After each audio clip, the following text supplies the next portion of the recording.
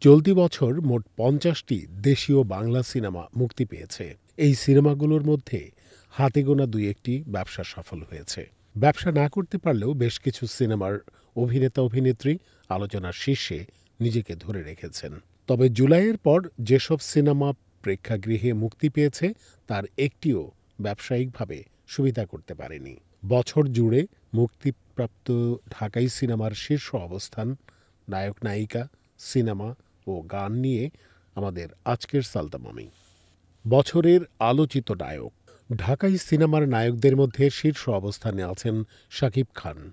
১৭ই June ঈদুল আজহায় মুক্তি পাওয়া রায়হান রাফি পরিচালিত তুফান সিনেমাটি এবছরের সবচেয়ে আলোচিত ও সুপারহিট সিনেমা। সিনেপ্লেক্সে বছরের সেরা ১০ সিনেমার ১ নম্বরে আছে তুফান সিনেমাটি।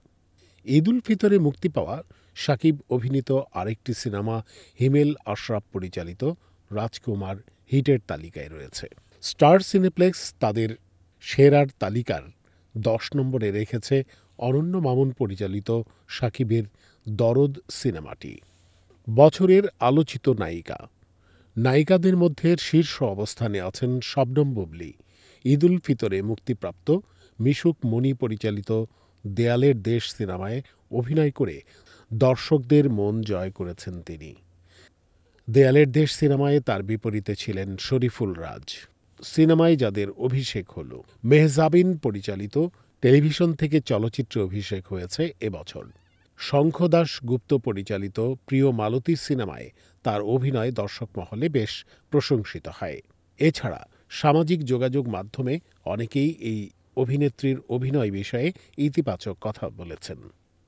শোবিজ সংশ্লিষ্ট অনেকেই তার অভিনয়ে মুগ্ধ হয়েছেন। প্রথম চলচ্চিত্র হিসেবে মেহজাবিন চৌধুরীর জন্য এটি স্মরণীয় বছর হয়ে থাকবে। বছরের যত আলোচিত সিনেমা।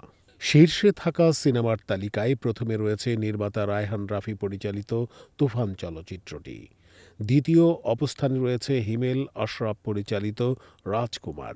অন্য আলোচিত সিনেমার মধ্যে রয়েছে মিশুক মনি পরিচালিত দেয়ালের দেশ, গিয়াসউদ্দিন সেলিম পরিচালিত কাজল রেখা, মোস্তফা কামাল রাজ পরিচালিত ওমর এবং মোস্তফা সরোয়ার ফারুকী পরিচালিত ৮৪০, অনন্য মামুন পরিচালিত দরদ, শঙ্খ দাশগুপ্ত পরিচালিত প্রিয় মালতী সিনেমাগুলো। আলোচিত সিনেমার গান। সিনেমার গানের মধ্যে শীর্ষ অবস্থানে রয়েছে তুফান সিনেমার দুষ্টু কোকিল গানটি। কণ্ঠশিল্পী দিলশাদ নাহার কণা ও আকাশ সেন গানটি গেয়েছেন। দ্বিতীয় অবস্থানে রয়েছে তুফান সিনেমার লাগে উড়াধুরা গানটি। দ্বৈতকণ্ঠে এই গানটি গেয়েছেন প্রীতম হাসান ও দেবশ্রী অন্তরা। রাজকুমার সিনেমায় ও রাজকুমার গানটি আলোচনায় রয়েছে। দ্বৈতকণ্ঠে এই গানটি গেয়েছেন কোনাল ও বালাম।